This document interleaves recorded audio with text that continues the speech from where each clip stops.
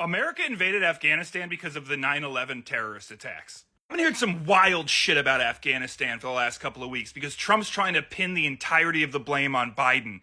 I've been hearing that it's Obama's war, that it's the Democrats' war, that Republicans have been trying to stop it for years. Republicans held a trifecta in 2001. They had the presidency, a majority in the House of Representatives, and a majority in the Senate.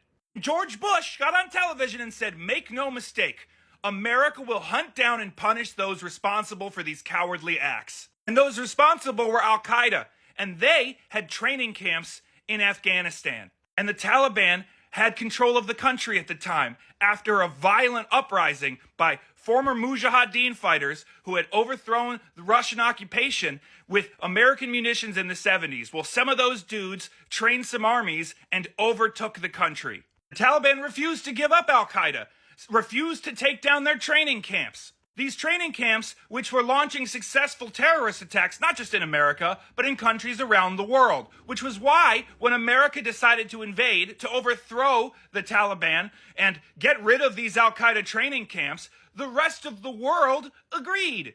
They formed ISAF, the International Security Armed Forces. 52 member nations were a part of that, including the Afghan government that was forming by people who did not want to be associated with the Taliban. The Afghan opposition leaders, as well as the Northern Alliance, which was a group of soldiers fighting in Afghanistan to overthrow the Taliban, were assisted by the U.S. Special Forces to overthrow the Taliban and set up an interim government, which then had democratic elections. And then George Bush sent in American boots so that we could maintain the country while those elections happened. And then after, at the behest of the democratically elected Afghan government, we stayed to train their soldiers, train their police, and fight against the Taliban, which were continuing to operate out of the mountains.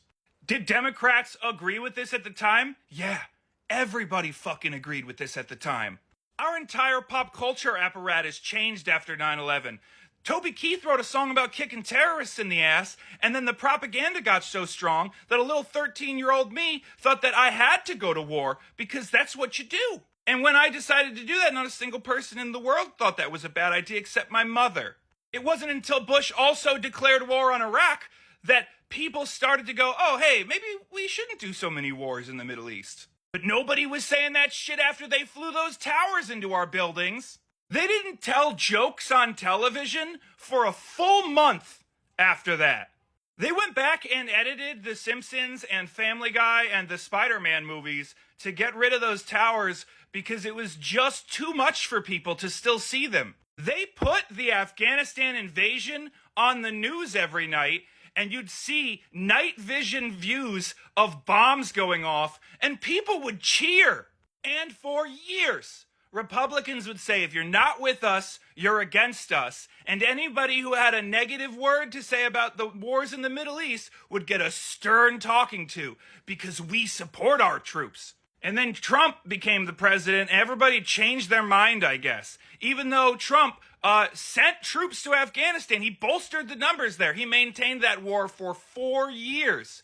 Despite saying that it was a travesty, he waited until he lost the election before he made his deal with his friend Abdul, the leader of the Taliban. George Bush said, America doesn't negotiate with terrorists. And then the next Republican tried to invite them to Camp David. While Trump stands over there and tries to pretend to be respectful at Ground Zero, let's remember that on the day in September 11th, 2001, while cancer smoke still filled the air of the city, he said to a reporter, well, now my building's the biggest in the city. Which was a lie even then. Not just a ridiculous, obtuse thing to say, but still a lie. Because it wasn't. Then he made some inflammatory remarks about Muslims cheering in New Jersey, because of course he did. He showed the same respect that day as he did a couple weeks ago, where he gave a thumbs up over the corpses of people lost in that war. While Joe Biden has publicly taken responsibility for the deaths of those lost in the withdrawal, Donald Trump is absolutely responsible. He made the deal with the Taliban. He released 5,000 Taliban prisoners from prison. Military leaders that worked for him, that worked for other presidents, have come together and said, this set us up for failure. And while I think it's gross that this is the way that America has decided to encapsulate 20 years of history, I absolutely refuse to let people pretend that it started some other way, that it's Obama's war, that it was for imperialism or for oil.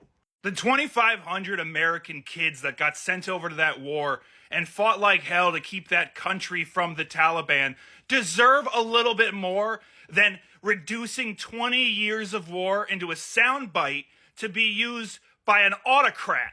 Republicans don't get to pretend that the wars in the Middle East had nothing to do with them, and the left doesn't get to pretend that Afghanistan can be reduced to America bad. It's pretty pathetic that this thing we promised to never forget only seems to be remembered accurately by a guy who has brain damage and memory loss from being blown up in the place you're all lying about.